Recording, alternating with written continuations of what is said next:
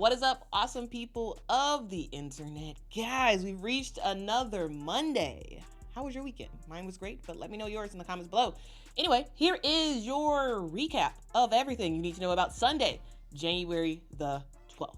And we're starting off in Iowa, where Indiana came to Carver Hawkeye Arena and pulled off an upset, beating the hometown heroes 74-67. Honestly, this one felt kind of like it was over before the game really began. Poor Iowa, they just couldn't get in a rhythm. Their top players, Lucy Olson and Hannah Stokey, combined for a rough 4 of 18 from the field with just 13 points in between the two. That's rough. But hey, shout out to Ava Hayden, who had some pretty incredible blocks in this game, including this one.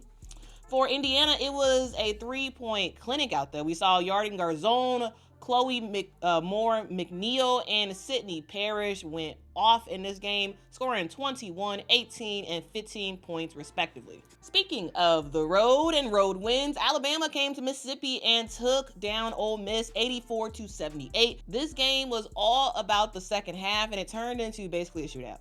And Alabama had the firepower to get it done. It was Zaay Green who was on fire, knocking down 4 triples on her way to 27 points and 9 assists. And shout out to Aaliyah, guys. She outdid herself with a career-high 32 points, including 7 threes. After getting crushed by Texas last week, this was a huge confidence boost that Alabama needed. Let's see how they handle South Carolina on the 16th. And speaking of South Carolina, they did their thing in front of 18,000 fans, taking down Texas 64-50. I already made a full recap about this one, so I won't go too deep into it, but let's just say their defense was on point. Madison Booker of Texas looked out of sorts basically the entire game, and South Carolina cruises to another victory at home. Tennessee snapped their losing streak with a dominant 93-63 win over Arkansas. They got back to the basics, which in their case is steals, transition points, getting to the line, and nailing some 3-point baskets. Z Spearman was nearly perfect, scoring 18.7 of 9 from the field, including hitting 3 shots from the 3-point line. And Talasia Cooper also was on fire, adding 20 points in this one as well. We got some awesome basketball from Tennessee in the new look Lady Vols. Pitt made history on Sunday, tying the largest comeback in NCAA women's basketball history after rallying from a 32-point first half deficit to stun SMU, winning the game 72-59. Now, Pitt was down 46-14 late in the first half. And the Panthers, they end up flipping the script with a jaw-dropping 58-13 run, including holding SMU scoreless in the third quarter. We saw Michaela Johnson lead Pitt with 22 points. We also saw Khadijah Faye add in 21 points as well. It was basically like Pitt decided, you know what, we actually want to play this game. They buckled down on defense in that second half and just held SMU to just 2 made baskets in the second half, and both of those were actually in the fourth quarter. SMU only scored 10 points in that fourth quarter, courtesy of some free throws. And meanwhile, Pitt was able to catch on fire. They ended up hitting 16 of their last 24 shots. And a huge shout out to Coach Torrey Birdie, who had a great message to Pitt at halftime. He said, hey, one simple thing, fight. And they totally did. Again, as I said, completing the greatest comeback in NCAA women's basketball history. Shout out to Pitt, man. Let me just get through the first part. I'm so proud of you. That's probably the hardest part. Like, we came in at halftime, we were deflated, we were defeated. Like, and I challenged you, we challenged you. And I told you, like, anything is possible. And even the coach, the assistants were like, just one possession at a time. It's one after another. And we made it happen. All right, we made history tonight. We made history that ties the largest comeback in Division I history. Okay?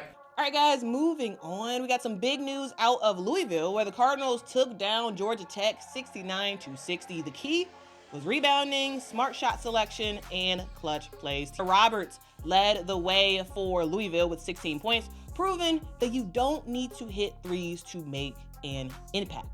And Notre Dame was able to hold it down even without Hannah Hidalgo. Notre Dame handled business on the road, beating Clemson 67-58. Big O, aka Olivia Miles, was in her playmaker bag, finishing with 17 points and 9 assists. Leah King also stepped up big time as well with a double-double, 23 points and 11 rebounds. Early struggles did not stop Duke from pulling off a 60-55 win over Virginia. In that game, we saw Aluchi Akanwa come off the bench and drop 17 points and 7 rebounds, but the real dagger came from Tiana Mayer, who didn't have that many points in this game, but she did hit a clutch three with 14 seconds left to go to seal the deal for the Blue Demons. All right, now going over to Columbus, Ohio State had a shaky start, but ended up bouncing back to beat Oregon 69-60. Senior Taylor Theory really did lead the charge for the Buckeyes with 20 points, including going perfect from the three ball. It wasn't a perfect win, but a win's a win for Ohio State. Now on to the other games of Sunday. We saw Georgia Amore and Deja Lawrence end up powering Kentucky to their 8th straight win, beating Auburn 80-61. Michigan State saw Grace Van Sluten have a monster double-double in their 80-68 win over Washington. For Oklahoma, we saw Reagan Beers leave the court with an injury in the third quarter. She did not return back to the game, though she was on the bench.